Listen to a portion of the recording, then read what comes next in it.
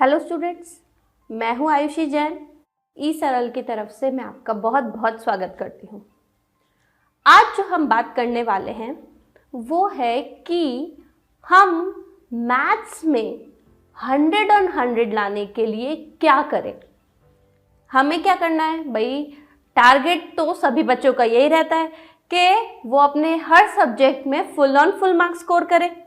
तो आज हम देखने वाले हैं कि हम क्या करें जिससे हम हमारे मैथ्स में 100 ऑन 100 स्कोर कर सकते हैं। और उसके लिए हम जो सीबीएसई ने टॉपर की मैथ्स की कॉपी डाली हुई है, एक बार उसको अच्छे से एनालाइज करेंगे, हर क्वेश्चन को देखेंगे कि कैसे उस टॉपर ने अपनी आंसर शीट लिखी है, क्या हम उन चीज़ों से कुछ सीख सकते हैं क्या। और साथ में जो ई सरल के स्टूडेंट हैं उनकी कॉपी भी एनालाइज करेंगे। देखिए, हमारे काफ़ी सारे स्टूडेंट्स हैं, उनमें से ही एक स्टूडेंट है आयुष अग्रवाल, जिनकी बोर्ड में 98.4% बनी है और उन्होंने मैथ्स का पेपर घर पर सॉल्व किया, 3 आवर्स की सिटिंग देके सॉल्व किया और हमसे चेक करवाया। उन्होंने भी ई सरल से काफ़ी कुछ सीखा, जिसकी वजह से उन्होंने भी मैथ्स में 100 ऑन 100 स्कोर किए थे।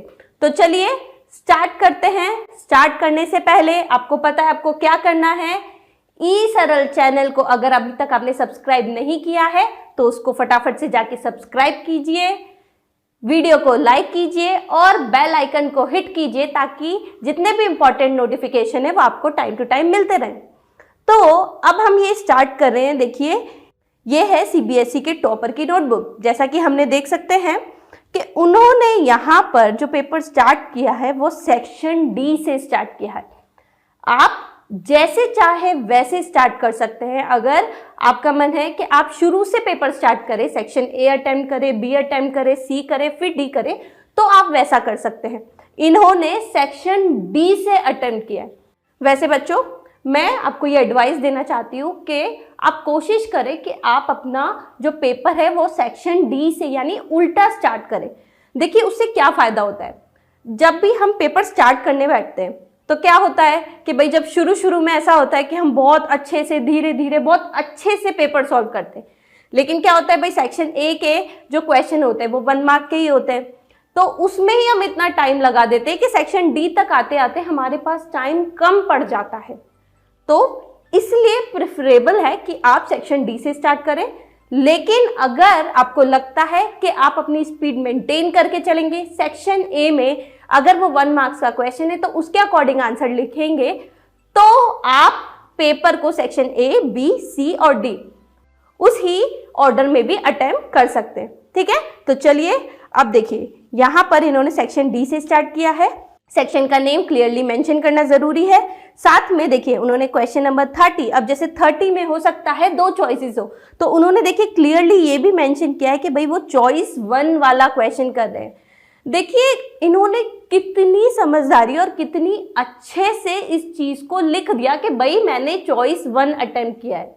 भाई आप ये चीज़ सोच के देखो कि जो टीचर है, भाई जो एग्जामिनर है, आपकी कॉपी चेक कर रहा है, अगर उसको सारी चीजें बिल्कुल क्लियरली दिख जाए तो उसका आधा मन वैसे ही अच्छा हो जाएगा। भाई आपको तो पता नहीं है कि टीचर किस एनवायरनमेंट में आपकी कॉपी चेक कर रहा है, उसको कितनी कॉपीज चेक करनी पड़ती होगी एक दिन में, और उसमें भी अगर आपकी कॉपी एकदम अनटाइडी सी आ जाए तो सोचो कैसा लगेगा। अरे भाई, ये स्कूल का एग्जाम तो है नहीं कि आप गए और टीचर से बोल दिया, टीचर भाई आपने मेरे मार्क्स यहाँ क्यों काटे, यहाँ क्यों काटे। आपको तो पता नहीं है ना वहां पे आपके मार्क्स कैसे कैसे कट रहे हैं। तो इट्स बेटर कि आप अपनी कॉपी को जितना अच्छा हो सके उतनी अच्छी तरह प्रेजेंट करें। भाई आप खुद ऐसे सोच के देखो, भाई अपन मार्केट जाते हैं, मार्केट में कितने तरह के साबुन आते हैं। हो सकता है कोई साबुन क्वालिटी वाइज अच्छा हो सकता है कि कोई जो साबुन है वो बाहर का जो उसका लुक है वैसे अच्छा लगे। फिर भी जो नॉर्मल मेंटेलिटी होती है ना पर्सन की, वो कैसी होती है, भाई जो चीज बाहर से सुंदर लगती है हम तो वो उठाएंगे, चाहे उसकी क्वालिटी उतनी अच्छी नहीं हो। बेटा सेम यही होता है, अगर आप अपना पेपर बहुत अच्छे से प्रेजेंट करके दे रहे हैं तो आप सोचो टीचर को देखते ही कितनी खुशी हो जाएगी कि वाह इस बच्चे ने ये पेपर को कितनी अच्छी तरह किया है। ठीक है, तो सबसे पहले इंपॉर्टेंट चीज जो हमने ये देखी है वो ये है कि अपना सेक्शन नेम और जो क्वेश्चन नंबर और चॉइस उसको बहुत अच्छे से मेंशन करो। दूसरा, अगर हम यहाँ देखें तो देखिए यहाँ पर इस बच्चे ने रफ वर्क के लिए, देखिए ये रफ वर्क के लिए अलग कॉलम बनाया है और वहां पे उसने रफ वर्क किया है। देखो क्या होता है कि हमें जल्दी जल्दी में कैलकुलेशन करनी होती है, तो भाई ये कैलकुलेशन बच्चे यहाँ कर देते हैं, यहाँ कर देते हैं, फिर उसको काट देते हैं। अरे ऐसा क्यों करना, प्रॉपरली अपनी कॉपी में एक अलग कॉलम बनाओ और उस कॉलम में रफ वर्क करो। ठीक है, तो दूसरी इंपॉर्टेंट चीज हमने क्या सीखी कि रफ वर्क के लिए हमें अलग कॉलम बनाना है। चलो अब देखते हैं, आगे चलते हैं। देखिए इन्होंने जो इनका फाइनल आंसर आया है उसको कैसे ब्लॉक के अंदर एक बॉक्स के अंदर लिखा है। तो यहाँ पर जैसे कि हम आइडिया लगा सकते हैं कि भाई फ्रीक्वेंसी पूछिए, तो देखिए इन्होंने बिल्कुल क्लियरली लिखा है the value of frequency is 8। देखो the value of frequency is 8, ये आपको अच्छे से दिख रहा है। तो सोचो मतलब टीचर को भाई जब ये बॉक्स में आंसर दिख जाएगा तो वो देखते ही समझ जाएगा कि भाई इसका आंसर 8 है, इसने बॉक्स में लिखा है, तो हो सकता है वो आपका बीच का कैलकुलेशन ना भी देखे। चलिए अब नेक्स्ट क्वेश्चन देखते हैं। देखिए ये क्वेश्चन अगर हम देखें तो देखने से तो लग रहा है कौन से चैप्टर का है, बताइए। वेरी गुड, ये application to trigonometry height and distance का क्वेश्चन है। देखकर हमें समझ में आ रहा है। देखिए यहाँ पर उन्होंने कितना सुंदर रिप्रेजेंटेटिव डायग्राम बनाया है, साथ में जो जो भी चीजें गिवन है देखिए उसको कितनी अच्छे से मेंशन किया है, क्या निकालना है वो दिया है, फिर उसके बाद पूरा सॉल्व किया है। और क्वेश्चन में देखिए जब √3 की वैल्यू दी हुई थी तो उसको भी उन्होंने लिखा है कि भाई गिवन है √3 की वैल्यू इतनी है, तो वो इन्होंने पुट किया है। देखिए बच्चों यहाँ पर इस क्वेश्चन में हमें कितनी सारी चीजें सीखने को मिल रही है। देखो पहली चीज के जो हाइट एंड डिस्टेंस वाले क्वेश्चन होते हैं उसमें डायग्राम जरूर बनाएं। ठीक है भाई, डायग्राम बनाने से आपका आधा क्वेश्चन ऐसे ही सॉल्व हो जाता है और डायग्राम के भी मार्क्स होते हैं बच्चों। पहली चीज डायग्राम हो गया। दूसरी चीज बॉक्स में लिखना, वो तो हम देख ही चुके हैं, वो हमने पहले भी देखा था। तीसरी चीज देखिए जब क्वेश्चन में गिवन था कि भाई √3 की वैल्यू है 1.732, तो उन्होंने अपना आंसर 100 √3 - 1 यहाँ पर ही फिनिश नहीं किया, उसके बाद उन्होंने √3 की वैल्यू रखी है और उसको फर्दर सॉल्व किया है। तो बच्चों देखो ये छोटी छोटी चीजें हैं जिसकी वजह से हम अपने मार्क्स गंवा सकते हैं। तो पहली चीज सेक्शन नेम अच्छे से क्लियर लिखो, जो भी क्वेश्चन में दिया है हर चीज को बहुत ध्यान से पढ़ो। क्वेश्चन में अगर कोई चीज किसी की वैल्यू दी हुई है तो उसको पुट करने का याद रखो। और साथ में बच्चों एक और इम्पॉर्टेंट चीज, जैसे जैसे जो जो क्वेश्चन होता जाए उस क्वेश्चन को अपने क्वेश्चन पेपर में टिक करते जाओ, वो इंपॉर्टेंट है। कितनी बार होता है, जैसे हमने पीछे से क्वेश्चन किया 30 अटेम्प्ट कर लिया, 29 अटेम्प्ट कर लिया, 28 अटेम्प्ट कर लिया, उसके बाद 27 हमें डाउट है, हमें नहीं आता, तो हमने क्या किया, फिर 26 अटेम्प्ट कर लिया। लेकिन पूरा पेपर करते वक्त हो सकता है हमारे दिमाग से निकल जाए कि हमने क्वेश्चन नंबर 26 छोड़ा हुआ है।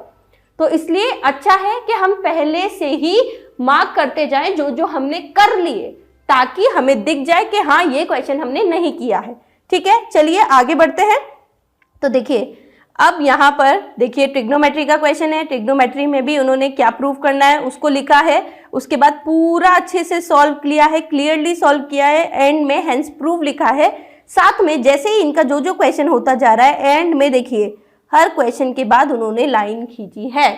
ये ऑप्शनल है, अगर आपके पास टाइम बचता है, उसके बाद आपने पेपर रिवाइज भी कर लिया है, अगर फिर भी टाइम बचता है तो आप हर क्वेश्चन के बाद एक लाइन खींच दो, और साथ में हर क्वेश्चन के बाद आपको लाइन भी छोड़ना है, ये इंपॉर्टेंट है। अब देखिए यहाँ पर जो ये नेक्स्ट क्वेश्चन है सरफेस एरिया एंड वॉल्यूम का क्वेश्चन है। देखिए उन्होंने ये क्वेश्चन को भी कितने अच्छे से किया है। सरफेस एरिया वॉल्यूम में देखिए किस टॉपिक से है भाई, देखिए फ्रस्टम ऑफ कौन से क्वेश्चन है, उसमें उन्होंने गिवन जो है वो अच्छे से मेंशन किया है, सब चीजें क्या निकालना है। साथ में देखिए उन्होंने डायग्राम भी ड्रॉ किया है फ्रस्टम ऑफ कोन का। देखिए जनरली इसमें बच्चे डायग्राम से रिप्रेजेंट नहीं करते, क्या है क्वेश्चन है जो दिया है फटाफट से लिख लिया, उसके बाद सीधा फॉर्मूला लगाया और सॉल्व करके आंसर निकाला, काम हो गया। नहीं बच्चों, मैथ्स में भी जिस भी क्वेश्चन में आप रिप्रेजेंटेटिव डायग्राम बना सको, डायग्राम को जरूर बनाओ, ठीक है। चलिए तो अब आगे बढ़ते हैं। अब देखिए ये क्वेश्चन है भाई, यहां पर भी देखिए इन्होंने चॉइस जो है वो बिल्कुल क्लियरली मेंशन की है, रिप्रेजेंटेटिव डायग्राम है। अब देखिए ये अपस्ट्रीम और डाउनस्ट्रीम का क्वेश्चन है और इसमें भी रिप्रेजेंटेटिव डायग्राम बनाया है इन्होंने। देखिए यहाँ पे स्पीड ऑफ बोट जो भी गिवन था, सब चीजें अच्छे से लिखी है। रिप्रेजेंटेटिव डायग्राम में बोट बनाई है, किस स्पीड से चल रही है वो लिखा है, साथ में कितना डिस्टेंस उसको कवर करना है और स्पीड ऑफ स्ट्रीम और स्ट्रीम की जो स्पीड है वो भी मेंशन की है। तो देखो बच्चों, हर चीज को क्लियरली मेंशन करना, गिवन टू प्रूफ क्या निकालना है, क्या फॉर्मूला यूज कर रहे हैं, एंड में बॉक्स बनाना, हर चीज को लिखने का जो तरीका है वो हम इस कॉपी से सीखते हैं। अब देखिए यहाँ पर हम देख सकते हैं इनसे क्वेश्चन गलत हो गया, तो देखिए इन्होंने क्या किया, ऐसे बिल्कुल कुचुड़ मुचुड़ करके ऐसे करके इन्होंने नहीं कट किया, इन्होंने प्रॉपर सिंपल यहाँ पर ये एक लाइन कट करी है। तो बस इस लाइन से ही टीचर को पता लग सकता है भाई ये कट कर दिया तो इसने आगे सॉल्व किया हुआ होगा, ठीक है। तो चलिए आगे बढ़ते हैं। देखिए अब ये कंस्ट्रक्शन का क्वेश्चन है। देखिए कंस्ट्रक्शन के क्वेश्चन में भी हम क्या करते हैं कि भाई कंस्ट्रक्शन का क्वेश्चन आया, सिंपल जो हमसे कंस्ट्रक्शन करने को बोला है हमने वो कंस्ट्रक्शन किया और हमारा काम खत्म। नहीं बच्चों, देखिए यहाँ पर इन्होंने रफ डायग्राम भी बनाया है। सोचिए कितना इंपॉर्टेंट है, ये छोटी छोटी जो चीजें होती है ना ये कितनी हेल्प कर जाती है। तो चलिए आगे बढ़ते हैं। अब देखिए सेक्शन सी स्टार्ट कर दिया। सेक्शन सी में जैसे ये नेक्स्ट क्वेश्चन है, यहाँ पे इन्होंने कौन सा चॉइस, भाई इस वाले जो क्वेश्चन है ये क्वेश्चन नंबर जो 19 है इसमें जरूर चॉइस दी हुई होगी, तो इन्होंने लिखा है भाई इन्होंने चॉइस 2 वाला क्वेश्चन किया है। हर क्वेश्चन के बाद लाइन खींची है, आंसर को बॉक्स में लिखा है, ठीक है। तो देखिए कितने अच्छे से इन्होंने यहाँ पर देखिए रफ वर्क करना था वो साइड में किया है, जो ट्री बनानी थी वो देखिए यहाँ पर बनाई है इन्होंने। ऐसे हम देख सकते हैं, देखिए हर पेपर में हर चीज उन्होंने कितने अच्छे से करी है। तो देखो बच्चों, टॉपर की कॉपी से हमने क्या क्या चीजें सीखी, एक बार उसको रिवाइज कर लेते हैं। सबसे पहली चीज भाई सेक्शन नेम क्लियरली लिखो। दूसरी चीज भाई आप पेपर कहीं से भी स्टार्ट कर सकते हो, ये आपकी चॉइस है, प्रेफरेबली कि आप लास्ट से स्टार्ट करो। तीसरी चीज कि हर क्वेश्चन में डायग्राम बनाओ अगर पॉसिबल है तो। जैसे जब हमने टॉपर की कॉपी देखी थी तो देखिए उन्होंने सरफेस एरिया एंड वॉल्यूम यहाँ तक की जो क्वाड्रेटिक इक्वेशन था उसमें भी रिप्रेजेंटेटिव डायग्राम बनाया था, तो हम भी ये सब चीजें उनसे सीख सकते हैं। साथ में भाई last line of the answer, भाई जो क्वेश्चन में पूछा है अगर कॉस्ट पूछिए तो the cost of painting that frustum is इतना, भाई अगर किसी की वैल्यू पूछिए तो एंड में द वैल्यू ऑफ दिस, जैसे कि फ्रीक्वेंसी वाले जो क्वेश्चन पूछा था फ्रीक्वेंसी डिस्ट्रीब्यूशन, वहां उन्होंने लास्ट में लिखा था the value of frequency is this, और फिर उसके बाद उसको उन्होंने बॉक्स में कर दिया था। तो कितना नीट एंड क्लीन काम हो गया था। और क्या चीज सीखी थी कि अपने पेपर को स्क्रिबल ना करें, अगर आपका कुछ पार्ट गलत हो गया तो उसको एक सिंपल लाइन से कट कर दे और रफ वर्क के लिए एक प्रॉपर कॉलम बनाएं, ठीक है। देखिए ये सब चीजें करने से कितनी हेल्प आपको मिल सकती है, ठीक है।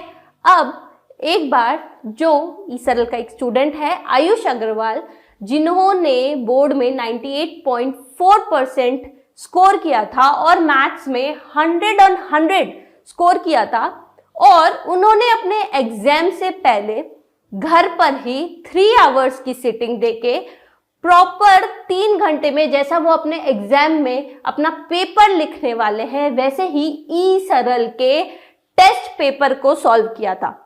हाँ, ई सरल भी प्रॉपर टेस्ट पेपर्स प्रोवाइड करता है। ई सरल की एक टेस्ट सीरीज भी है जहां पर 10th बोर्ड के जो नए पैटर्न के पेपर्स है उसी अकॉर्डिंग पेपर बनाए हुए हैं। पूरे 20 पेपर्स हैं, आप चाहें तो वो पेपर्स देख सकते हैं, उसका लिंक आपको नीचे डिस्क्रिप्शन में मिल जाएगा। तो उन्होंने भी अपनी 3 आवर्स की सिटिंग में पेपर सॉल्व किया। तो एक बार आयुष की कॉपी देखते हैं कि कैसे ई सरल के जो टीचर्स हैं उनकी जो फीडबैक है उनसे उनको क्या हेल्प मिली, जिसकी वजह से उन्होंने मैथ्स में 100 on 100 स्कोर किए। तो देखिए ये आयुष की कॉपी है। देखिए आयुष ने ये कॉपी घर पे बैठ के सॉल्व की है, लेकिन फिर भी उन्होंने पेपर में, जब वो चाहे उन्होंने पेपर घर पे बैठ के सॉल्व किया है, लेकिन फिर भी देखिए उन्होंने कैसे घर पर भी प्रॉपर अपना नेम लिखा, अपना क्लास, सेक्शन, मैथ्स का पेपर है, प्रॉपर डेट डाली और देखिए पेपर स्टार्ट किया, प्रॉपर सेक्शन को कितना क्लियरली मेंशन किया है। ठीक है, अब देखिए आगे बढ़ते हैं, इनका पेपर देखते हैं। अब देखिए ये क्वेश्चन इन्होंने सॉल्व किया है। यहाँ पर देखिए यहाँ पे एक कमेंट दिया हुआ है टीचर ने, ECL के टीचर ने, कि भाई write clear as dividing 3/4 adding using identity as पर रिक्वायर्ड। देखिए यहाँ पर इन्होंने जो गलती की थी वो क्या थी कि भाई सब चीजें डायरेक्ट लिख दी थी। यहाँ पर जैसे उनको सॉल्व करने के लिए उन्होंने कोई चीज डिवाइड की, ऐड की या कोई आइडेंटिटी यूज की, तो वो उन्होंने यहाँ पर मेंशन नहीं करी थी। तो सबसे इंपॉर्टेंट चीज, अगर सॉल्यूशन के टाइम पर अगर आप कोई आइडेंटिटी यूज कर रहे हैं तो उसी वक्त आप ये चीज लिखिए कि भाई ये जो स्टेप हमने नेक्स्ट किया है वो कौन सी आइडेंटिटी यूज करके किया है। भाई आपको पता है, लेकिन टीचर को पता होना चाहिए कि भाई आपने ये आइडेंटिटी से ये क्वेश्चन आगे किया है। देखो उसका एक और फायदा है, आपने मान लो आइडेंटिटी करेक्ट लिख दिया, ठीक है, लेकिन उसके बाद आपने कुछ बहुत छोटी सी मिस्टेक कर दी, तो भी टीचर आपके मार्क्स ज्यादा नहीं काटेगा, क्योंकि आपने जो आइडेंटिटी यूज की है वो एकदम करेक्ट यूज की है। ठीक है, आगे बढ़ते हैं। देखिए अब यहाँ पर ये सरफेस एरिया वॉल्यूम का क्वेश्चन है। देखिए यहाँ इन्होंने डायग्राम भी बनाया है, लेकिन देखिए उन्होंने गलती क्या कर दी, भाई ये 4 मार्क्स का क्वेश्चन था, तो इन्होंने जो जो चीजें गिवन थी वो मेंशन नहीं करी थी। भाई जैसे रेडियस ऑफ टॉपिक कितना है, हाइट कितनी है, CSA का जो फॉर्मूला है वो कितना है, इन्होंने डायरेक्टली फॉर्मूला लिख के सॉल्व करना स्टार्ट कर दिया था। तो हर चीज को मेंशन करना भी उतना ही जरूरी है। देखिए ये सब चीजें उन्होंने ESRL से सीखी, और तो फाइनली इस हेल्प से उनको कितना अच्छा रिजल्ट मिला कि उनके मैथ्स में 100 on 100 आ गए। तो देखिए इनकी कॉपी आगे देख लेते हैं। बाकी इनके पेपर में काफी चीजें सही है, और क्या चीज और इन्होंने जो गलत की थी जिससे हम सीख सकते हैं कि हाँ ये चीज हम इम्प्रूव कर सकें, तो एक बार वो भी देख लेते हैं। जैसे यहाँ पर हम देखें तो यहाँ पर इन्होंने अर्थमेटिक प्रोग्रेशन का क्वेश्चन है, डायरेक्टली इन्होंने A3 और A50 की वैल्यू रख दी, इन्होंने प्रॉपर लिखा नहीं है। तो यहाँ पे टीचर ने डाला है भाई A3 की वैल्यू अगर 12 है तो वो लिखो, A50 की वैल्यू अगर 60 है वो लिखो। तो अल्टीमेटली क्या है, जो चीज गिवन है वो आपको लिखनी ही है। तो देखा बच्चों आपने, हमने यहाँ पर जो CBSE के टॉपर थे उनकी कॉपी देखी, ESRL के जो स्टूडेंट थे आयुष, जिन्होंने मैथ्स में 100 on 100 स्कोर किए, उनकी कॉपी देखी, और उनसे हमें काफी चीजें सीखने को मिली।